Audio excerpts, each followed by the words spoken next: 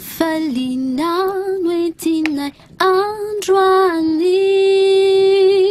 Hafalina Tenavia Wampu Hafalina Bafani Tumani Ampayeri Reumamuifu.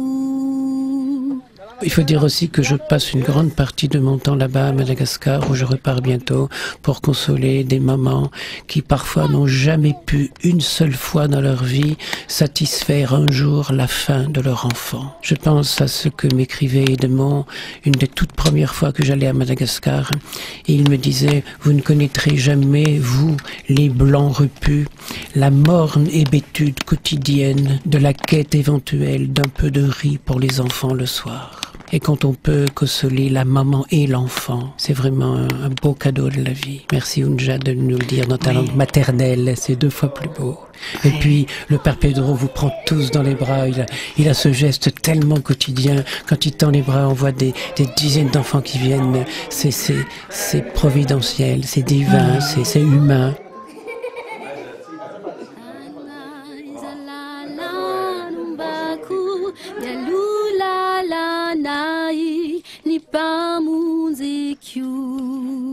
Sesho nufanante naku hewa minifyai naku na izalala numbaku yalula la nai nipamunzikyu efanya lula la nizi kana numana fitweranuai umanda kizai efanya lula la nizi kana numana fitweranuai umanda kizai. Bonjour, bonjour. Tani la luvana etu peya latsina eti ma jainji jaizai mifiki chamini. Imaginons par exemple que je suis en train d'écrire une lettre à ma maman. Il y a un moment où la page est blanche, et c'est le passé. Et puis le présent, c'est quand je suis en train d'écrire. Alors pendant 10 minutes, j'écris, je noircis le papier.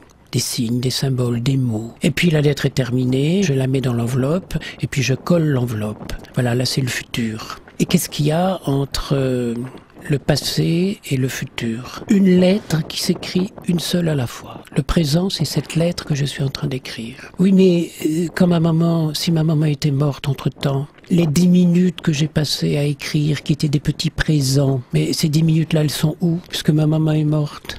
Le présent, c'est un cadeau, une lettre à la fois, des petits présents qu'on se fait et ça devient une lettre d'amour à l'amour puisque entre-temps ma maman est morte. Alors on peut jouer sur cette notion de temps, ce qui prouve que le temps n'existe pas. Si le temps c'était une ligne, le passé n'existe plus, l'avenir n'existe pas encore. Et qu'est-ce que c'est ce présent qui est entre le rien et le plus rien du tout? C'est une forme de respiration d'amour. C'est la vie qui existe en nous. 60 secondes, c'est 1 minute. 60 minutes, c'est 1 heure. 24 heures, c'est 1 journée. On peut jouer les choses à l'envers. On peut se dire, une journée, c'est 24 heures. 1 heure, c'est 60 minutes. 1 minute, c'est 60 secondes. Et qu'est-ce que c'est qu'une seconde? Une seconde, c'est 9 192 371 791 vibrations d'un césium 133. Voilà comment les scientifiques définissent le temps. Voilà un exemple que donnait le Père Pedro l'autre jour, là, quand je l'ai quitté. Il disait au Vietnam, il y a eu la guerre pendant 25 ans. Le pays était complètement détruit. C'est un petit pays qui a 100 millions d'habitants. Et ils exportent du riz. Pourquoi on ne ferait pas la même chose à Madagascar? Parce qu'il n'y a pas assez de solidarité. S'il y avait davantage de solidarité, des riches entre riches, des pauvres entre pauvres, des classes moyennes entre les classes moyennes, on pourrait s'en sortir. Le partage, c'est pas simplement entre les pays riches et les pays pauvres, mais c'est partagé chez nous, partagé là-bas, partagé entre nous. Mais bien, ce qui s'est passé hier, ça nous touche de plus près, ça nous touche profondément. Cette injustice qu'un homme tire sans sommation sur un peuple qui était désarmé, inoffensif, pacifique. Eh bien, nous allons prier aujourd'hui pour tous ces morts. Nous allons prier pour la paix dans ce pays, pour la justice, pour la vérité calme. On ne peut pas traiter un peuple de cette façon.